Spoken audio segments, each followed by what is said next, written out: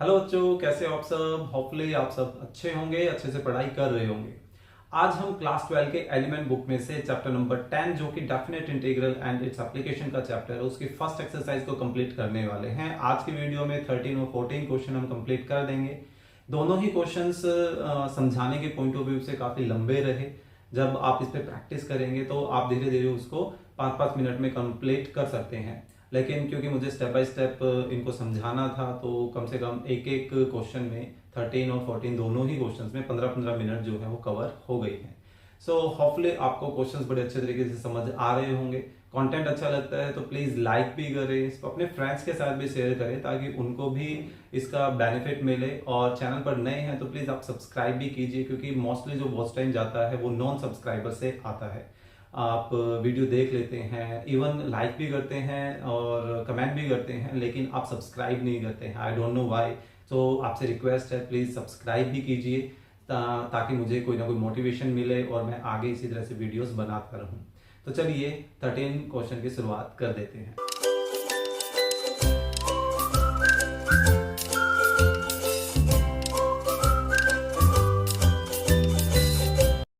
Okay, सो 13 question चलिए करते हैं स्टार्ट। काफ़ी लंबे क्वेश्चन ये होने वाले हैं, लास्ट 13 एंड 14। देखते हैं। देखिए, फर्स्ट हमने इसको आई नेम दिया। ओके, अब देखिए ऐसी सिचुएशन हमारे पास कहीं नहीं है कि भाई इसका या तो हमें डायरेक्ट इंटीग्रेशन पता हो या कुछ और किया जा सकता हो। तो एक सिंपल सा लॉजिक मैं बोलता रहता हूँ कि जो दिक्कत देता है उसको क्या करें, कुछ लेट कर लेते हैं, है ना। तो वही काम हम यहाँ पर करने वाले हैं। हम ऐसा करते हैं कि इस पूरे रूट ऑफ टेन थीटा को ही कुछ लेट कर लेते हैं, ठीक है। सो अब हमें क्योंकि सिर्फ डी थीटा चाहिए, तो ऐसा करते हैं कि इस स्क्वायर रूट को हटाएं तो ये क्या हो जाएगा, दूसरी तरफ स्क्वायर कर देगा, ये बन जाएगा टी स्क्वायर, है ना। अब यहाँ से थीटा की वैल्यू निकालें तो 10 को शिफ्ट करना पड़ेगा, तो इन्वर्स ट्रिग्नोमेट्री के अकॉर्डिंगली हम इसको ऐसा लिख सकते हैं, बिल्कुल। अब कर लेते हैं इसका डेरिवेटिव। सो थीटा का डी थीटा टेन इनवर्स का क्या हो जाएगा, 1/1 प्लस वैल्यू का स्क्वायर, तो टी स्क्वायर का स्क्वायर हो जाएगा टी की पावर 4, और फिर उस वैल्यू का डेरिवेटिव तो 2t, है ना, और फिर t का dt। तो देखिए डी थीटा भी कन्वर्ट हो गया, ये रूट को भी मान लिया हमने। अब ये लिमिट की बारी आ गई, है ना। तो उन पर काम करते हैं कि when theta is equal to 0, therefore t किसके इक्वल हो जाएगा, root of tan zero. That means tan zero कितना होता है, 0, और 0 का रूट 0 ही। When theta is equal to π/4, then t क्या हो जाएगा, टेंजेंट π/4 का रूट, और टेंजेंट π/4 होता है 1, और 1 का रूट 1। यानी कि हमारा जो i है वो i किस में कन्वर्ट हो गया, 0 से 1, रूट ऑफ टेन थीटा उसके रिप्लेसमेंट में आ गया t, एंड डी थीटा के रिप्लेसमेंट में आ गया 2t divided by 1 plus t raise to power 4, है ना। अब बेसिकली आपको 9th चैप्टर की एक फॉर्मेशन ध्यान आ गई होगी। ये देखिए हमारा फॉर्मेशन कैसे बन रही है, 2t², टी और टी मल्टीप्लाई हो गए, और नीचे 1 plus t raise to power 4 है। जब ऊपर नीचे variable square, variable raise to power 4 ऐसा कुछ होता है तो हम नॉर्मली क्या करते हैं, देखिए टी स्क्वायर को हम ऐसा लिख सकते हैं, 2t² को t² प्लस t², है ना। अब नेक्स्ट स्टेप हमारा क्या होता था उसमें, +1 एंड -1 सेपरेट करना, एंड देन इन दोनों के नीचे हमारे डिनोमिनेटर को अलग सेपरेट किया जाता था, dt। In the same way दोनों के साथ मैं सेपरेट कर देता हूँ, t² -1 upon t raise to power 4 plus 1 and dt। अब क्योंकि इनकी प्रोसेस काफ़ी लंबी लंबी है, सो एक को I1 और एक को हमने I2 बोल दिया, इसको यहीं छोड़ देते हैं, ठीक है। सो अब I1 लेके चलते हैं। नाउ I1 जो कि हमारा 0 से 1 t² plus 1 upon t raise to power 4 plus 1 है। ऐसी सिचुएशन में अब हम क्या करते थे, t² से डिवाइड करते थे, है ना, न्यूमरेटर डिनोमिनेटर को। तो मैं डायरेक्टली डिवाइड कर देता हूँ, उसका रेफरेंस जो मैं साइड में दे दूँगा। तो टी स्क्वेयर को टी स्क्वेयर से डिवाइड किया 1, 1 को टी स्क्वेयर से डिवाइड किया तो 1/t², और डिनोमिनेटर में t4 को टी स्क्वेयर से करा तो टी स्क्वेयर, 1 को किया तो 1/t², और dt यहाँ मैं रेफरेंस दे देता हूँ, डिवाइडेड बोथ साइड। अब डिवाइडेड आ जाएगा, पहले लिखते डिवाइडिंग लिखते, डिवाइडेड न्यूमरेटर, कहाँ मैं बोथ साइड लिख रहा हूँ, है ना, numerator and denominator by t²। Okay, so अब उससे नेक्स्ट स्टेप हमारा क्या होता है, 0 से 1, ऊपर तो सेम चलेगा, नीचे हम क्या करते हैं, 1 ऐड और 1 सब्ट्रैक्ट करते हैं, है ना। लेकिन हमें यहाँ पर कैसी सिचुएशन चाहिए उसके अकॉर्डिंगली हम काम करते हैं। वैसे 1 से तो काम नहीं चलेगा, 2 है ना, क्योंकि 2a भी बनाना है हमें। तो स्पेशली ऊपर का साइन देखते हैं, ऊपर पॉजिटिव है तो -2 और देन +2 हम करते हैं, है ना। तो ये देखते हैं कैसी फॉर्मेशन ये बनाकर हमें दे रहा है। तो देखिए ये तीनों तो मिलकर हमें क्या फॉर्मेशन देंगे, ये बन जाएगा t -1/t का होल स्क्वायर, है ना। ये a², ये प्लस ये b² और ये माइनस का 2ab है ये, ठीक है। और ये प्लस का 2 है, इसके प्लस के 2 को फिलहाल +2 ही रहने देते हैं। ऊपर हमारे पास 1 + 1/t² है एंड dt। अब आप नोटिस करोगे कि भाई इसका डेरिवेटिव ये बन गया एग्जैक्ट जो dt के मल्टीपल में भी है ना। सो अब हम इसी को कुछ और मानेंगे। सो t -1/t को हम x बोल दें, x वेरिएबल यूज़ नहीं हुआ अभी तक, है ना। सो t का 1 -1/t का minus minus +1/t² and then t का dt, x का dx, राइट। ऐसा करते हैं कि लिमिट भी चेंज कर ही देते हैं साथ साथ। व्हेन t = 0, एक सेकेंड, 0 तो पॉसिबल नहीं लग रही है क्योंकि अब हमने यहाँ पर 0 रखा तो 1/0 ये तो नॉट डिफाइंड हो जाएगा, है ना। दैट मीन्स कि हम यहाँ पर लिमिट चेंज नहीं कर सकते हैं, हमें सेम लिमिट पर काम करना पड़ेगा। देयरफॉर हमारा I1 किस में कन्वर्ट हो गया, 0 से 1, हम सेम लिमिट पे काम कर रहे हैं। ऊपर वाला पोर्शन और dt जो है वो तो dx में कन्वर्ट हो गया। नीचे हमारे पास x² + 2 को हम √2 का स्क्वायर लिख सकते हैं। और ये किसकी फॉर्मेशन आ गई, ये फॉर्मेशन आ गई tan इनवर्स की। क्या होता है, 1/a tangent inverse variable upon a, है ना। अब जो ये लिमिट है वो लिमिट तो t की है, लेकिन रिजल्ट हमारा x में आया हुआ है। तो अब हम यहाँ पर x की वापस से फिर से वैल्यू रख देते हैं, जो कि हमने इसको क्या माना था वो, ठीक है। हालांकि अब भी 0 तो रखना ही पड़ेगा और कोई ऑप्शन है नहीं हमारे पास, तो x की जगह मैं x की वैल्यू रख रहा हूँ t -1/t और होल डिवाइडेड बाय √2 है ही हमारे 0 से 1। लिमिट अप्लाई कर देते हैं।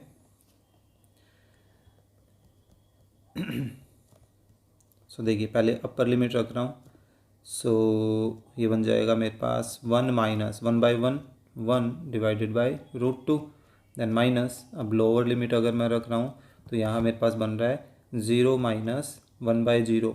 1/0 क्या होता है, नॉट डिफाइंड, एक तरह से हम इन्फिनिटी लिख सकते हैं, है ना। और इन्फिनिटी किस पर आता है वैसे, π/2 पर आता है, राइट। चलिए तो ये बन जाएगा 1/√2। देखिए tan 0 कब होता है, जब वे वैल्यू 0 हो। फिर माइनस, अभी थे टेंजेंट जो है -∞ आ रहा है, तो टेंजेंट -∞ कब देता है, -π/2 पर देता है, ठीक है। तो ये माइनस एंड माइनस ये आपस में क्या हो जाएगा प्लस, तो फाइनली हमारा आंसर क्या आ रहा है, π/2√2, ठीक है। इसको 2 बोल देते हैं। सो ये हमारी I1 की वैल्यू आ गई। नाउ अब हम I2 लेके चल रहे हैं। नाउ I2 में हमारे पास क्या था, 0 से 1, यहाँ t² - 1 था बस, और t4 + 1 dt, ये एज इट इज़, है ना। सो थोड़ा सा इधर कर लेते हैं कि t² से डिवाइड किया तो 1/t², और नीचे t² + 1/t², ऐसी कोई फॉर्मेशन हमारे पास बन रही है। यहाँ पर मेंशन कर दीजिएगा कि divided numerator and denominator by t², है ना। तो अब बेसिकली वही काम हम करने वाले हैं 0 से 1, न्यूमरेटर तो एज इट इज़ रहेगा 1 माइनस 1/t², नीचे t² प्लस 1/t² है। तो अब देखिए ऊपर न्यूमरेटर में क्योंकि माइनस है तो हमें +2 और फिर -2 करना पड़ेगा, है ना। इस बार हम +2 चाहते हैं। दैट मीन्स कि ये पूरी फॉर्मेशन किस में कन्वर्ट हो गई, नीचे वाली फॉर्मेशन बन गई t + 1/t का होल स्क्वायर और -2 है और न्यूमरेटर सेम। तो अब हमें दिख रहा है कि भाई इसका डेरिवेटिव ऊपर है dx के मल्टीपल में, है ना। सो हम वही काम करते हैं, पुट t + 1/t को फिर से कुछ और मान लें, इस बार y बोल देते हैं, है ना। देयरफॉर यही बन जाएगा 1 माइनस 1/t², t का dt, y का dy। देयरफॉर हमारा I2 किस में कन्वर्ट हो गया, लिमिट फिर से हम नहीं बदल सकते, हमें पता है क्यों, है ना। सो न्यूमरेटर तो dy में बदल गया, नीचे y² - 2 को √2 का स्क्वायर लिख सकते हैं, राइट। अब ये जो फॉर्मूला बना ये किसका बन गया, लॉग से रिलेटेड बन गया है। तो इस पर लॉग की प्रॉपर्टी लगा दें, 1/2a and then log of variable minus constant divided by variable plus constant, ऐसा ही होता है। और ये लिमिट t की है तो दैट मीन्स ये जो y है इस y को वापस से t में बदलना पड़ेगा। तो देखिए हमने y को क्या लिखा था, हमने y को लिखा था t + 1/t और -√2 है ही। इन द सेम वे फिर से y की जगह y की वैल्यू t + 1/t और यहाँ नीचे +√2 है, लिमिट 0 से 1 है ना। तो चलिए लिमिट अप्लाई करते हैं। सो 1/2√2, पहले 1 रखते हैं। वैसे देखा जाए यहाँ पर अब नीचे 0 आ सकता है ना। तो उससे बचने के लिए एक काम करते हैं, क्या करें, एलसीएम ले लेते हैं, ठीक है। सो देखिए न्यूमरेटर में एलसीएम लिया तो t आ रहा है, तो क्या बन जाएगा t² + 1 माइनस √2t। डिनोमिनेटर में भी एलसीएम आ रहा है t, तो t² + 1 प्लस √2t, ठीक है। दोनों का डिनोमिनेटर में एलसीएम t आया था वो आपस में कैंसिल। अब लिमिट ओपन कर देते हैं। सो पहले 1 रखते हैं तो ये हमारे पास क्या बन जाएगा, 1 + 1 माइनस √2 और divided by 1 + 1 plus √2 then minus, अब 0 रख रहे हैं तो 0 + 1 माइनस 0 डिवाइडेड बाय 0 + 1 प्लस 0, है ना। सो 1/2√2 लॉग ऑफ, ये बन गया 2 माइनस √2 डिवाइडेड बाय 2 प्लस √2 और माइनस ये बेसिकली क्या बन गया, लॉग ऑफ 1। और लॉग ऑफ 1 कितना होता है, 0 होता है, राइट। सो अब आप यहाँ पर इसका, चलिए देखिए पीछे कोई क्वेश्चन था उसमें मैंने रेशनलाइजेशन नहीं किया था, चलिए इस बार मैं रेशनलाइजेशन करके दिखा देता हूँ। सो यहाँ हमारे पास 2 माइनस √2 डिवाइडेड बाय 2 प्लस √2 है, तो इसका रेशनलाइजेशन करें तो 2 माइनस √2 डिवाइडेड बाय 2 माइनस √2 और माइनस लॉग ऑफ 1 0 होता है। अब हम ये ब्रैकेट ओपन कर सकते हैं, 0 का कोई काम नहीं है। सो लॉग ऑफ, अब देखिए a - b multiply a - b यानी a - b का होल स्क्वायर, तो इसको ऐसा लिख सकते हैं a² + b² माइनस 2ab और नीचे a + b और a - b की प्रॉपर्टी है, सो a² - b², right. So finally ये हमारे पास बेसिकली क्या बच रहा है, ये बच रहा है 6 माइनस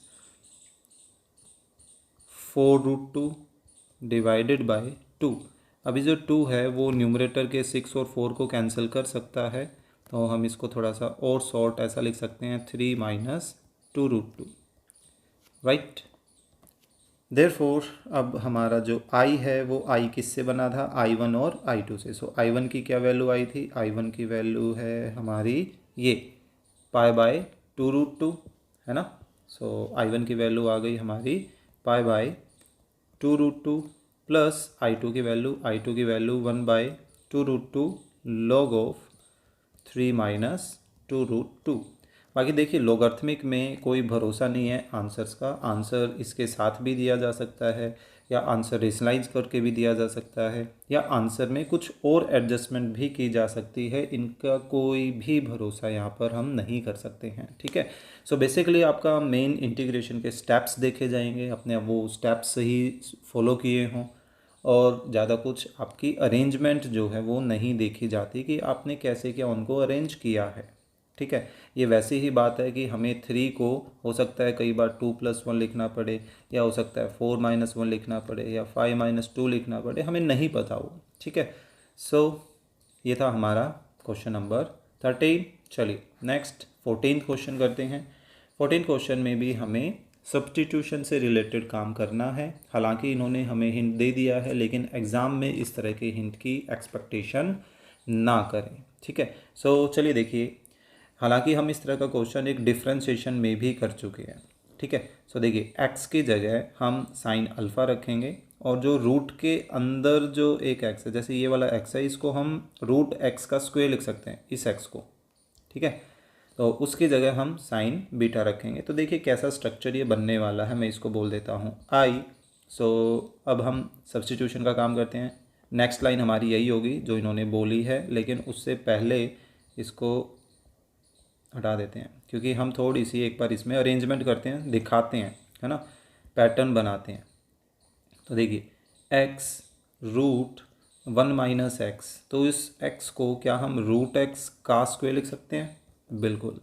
फिर root x multiply root 1-x square, clear, dx। तो अब ये जो x है, ये x, इनकी जगह तो हम साइन अल्फ़ा रख देते हैं, और ये जो रूट x है इनकी जगह साइन बीटा। तो अब ये लाइन हम यहाँ लेकर आ रहे हैं जो मैंने ऊपर काटी थी, ठीक है, एंड रूट एक्स के रिप्लेसमेंट में साइन बीटा। तो ये कम्प्लीटली चेंज करने वाला पैटर्न नहीं है, हम बस सब्स्टिट्यूशन इसलिए कर रहे हैं ताकि इस पूरे पैटर्न को थोड़ा सा छोटा बनाया जाए। ओके, सो आई हमारा ऐसा ही रहेगा 0 से 1, साइन इनवर्स, ये क्या बन गया, sine alpha multiply 1 - sine square beta minus sine beta multiply root 1 - sine square alpha and dx। 0 से 1 साइन इनवर्स, देखिए साइन अल्फ़ा मल्टीप्लाई, ये क्या बन जाएगा, ये कोस बीटा नहीं बन जाएगा, कोस बीटा, फिर माइनस साइन बीटा मल्टीप्लाई, और ये जो नेक्स्ट है ये क्या बन जाएगा, कोस अल्फ़ा, ठीक है।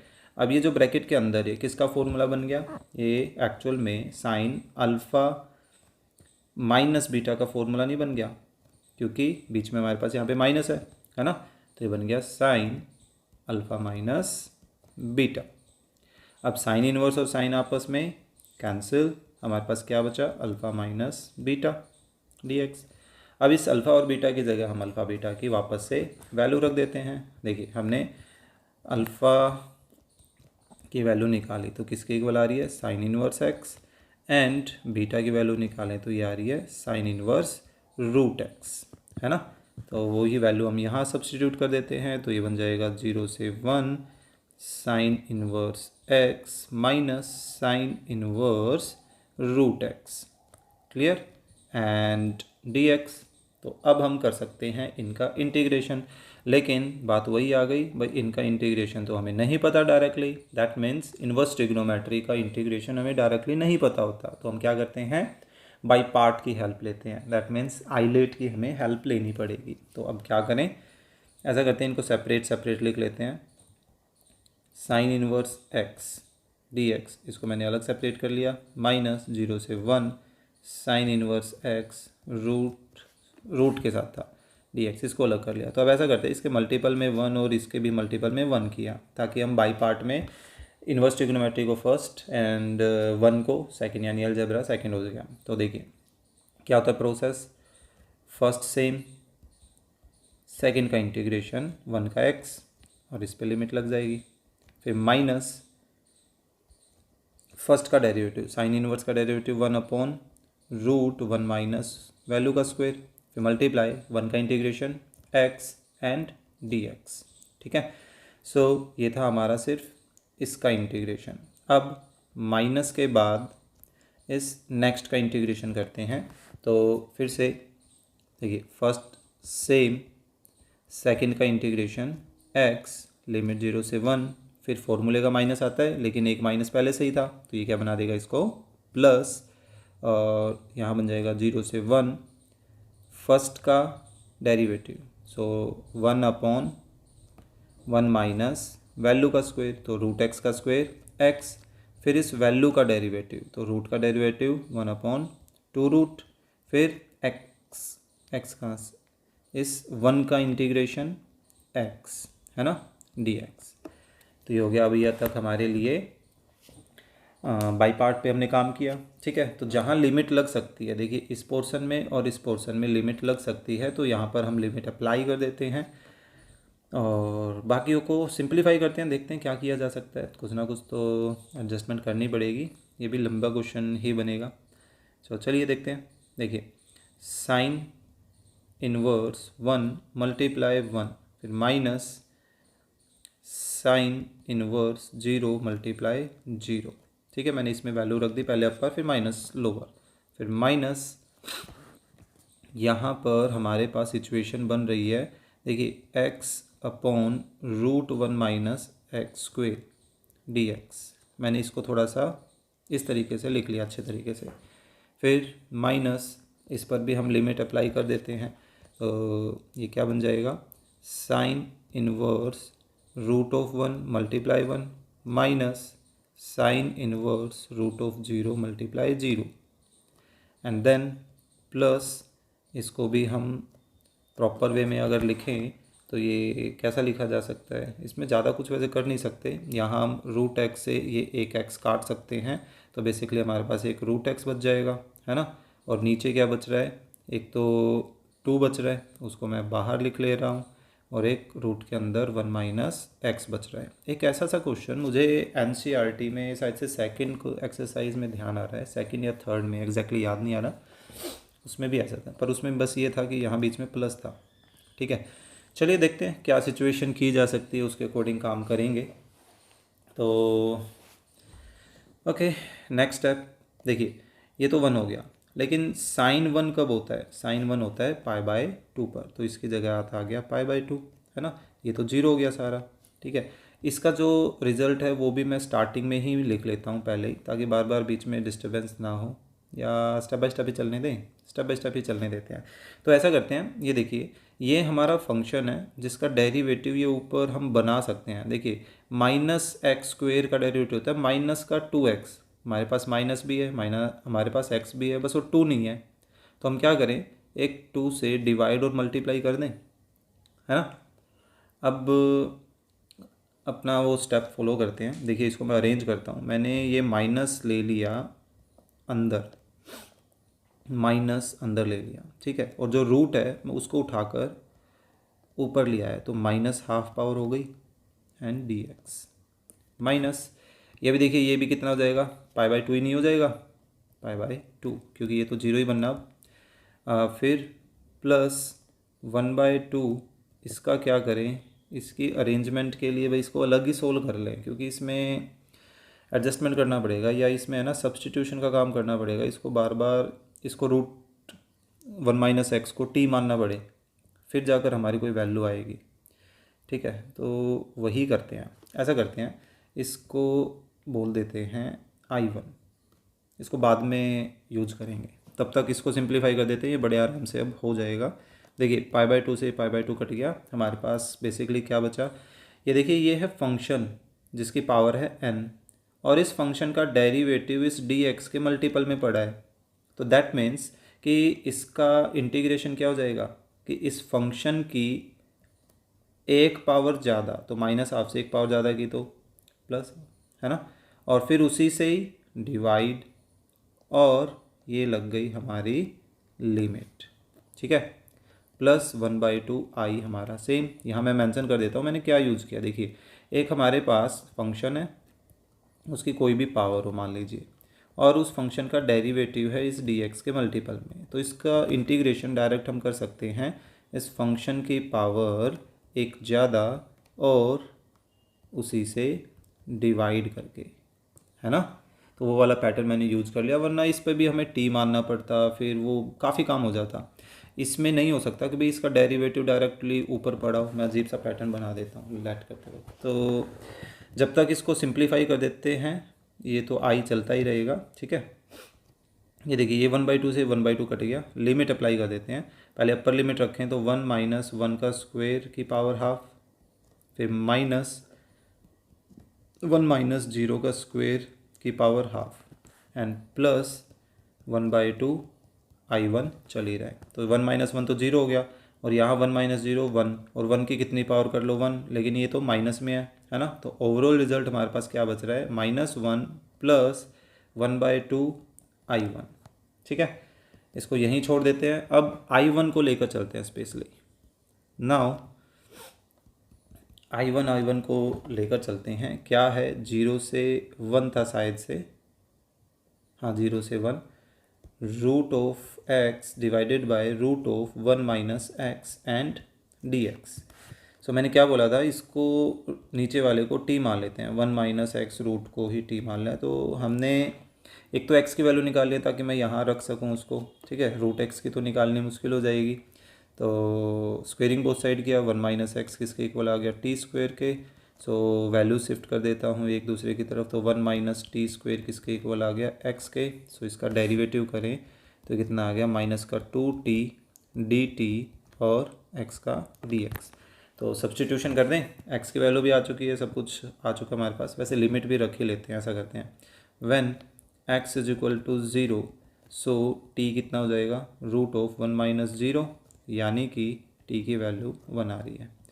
व्हेन x = 1, सो t किसके इक्वल हो जाएगा, √1 - 1, यानी कि t की वैल्यू 0 आ रही है। देयरफॉर हमारा I1 किस में कन्वर्ट हो रहा है, 1 to 0 में कन्वर्ट हो रहा है, राइट।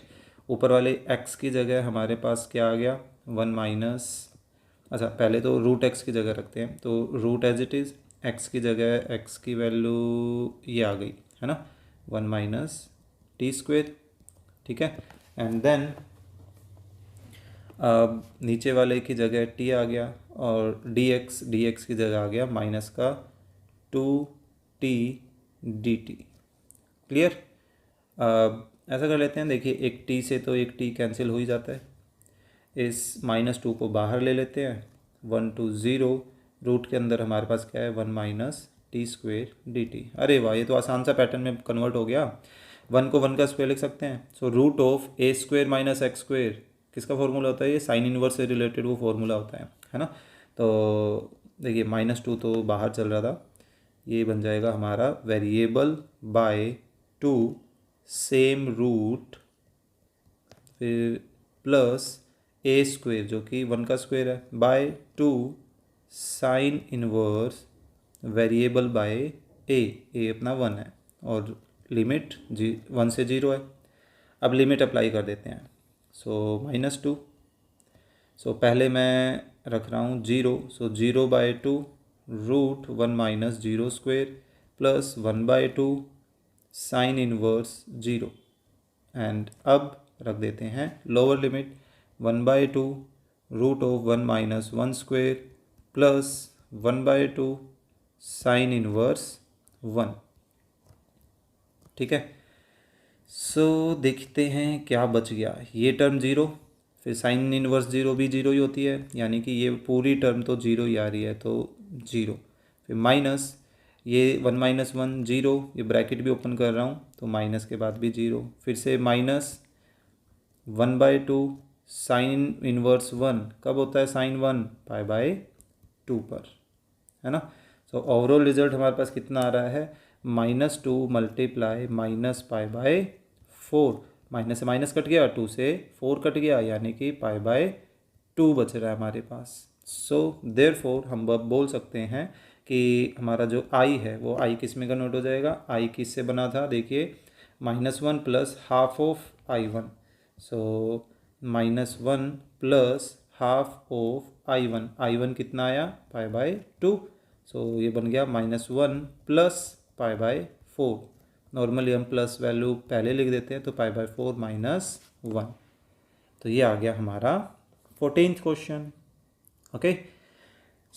इसी के साथ हमारी ये first exercise definite integral and its application की हो जाती है कंप्लीट। होपफुली आपको ये क्वेश्चन समझ आए होंगे। कंटेंट अच्छा लगा तो प्लीज़ लाइक करना ना भूलें, अपने फ्रेंड्स के साथ शेयर करना ना भूलें, और चैनल पर नए हैं तो प्लीज़ सब्सक्राइब भी कीजिए। तो चलिए मिलते हैं नेक्स्ट वीडियो में नेक्स्ट एक्सरसाइज के साथ।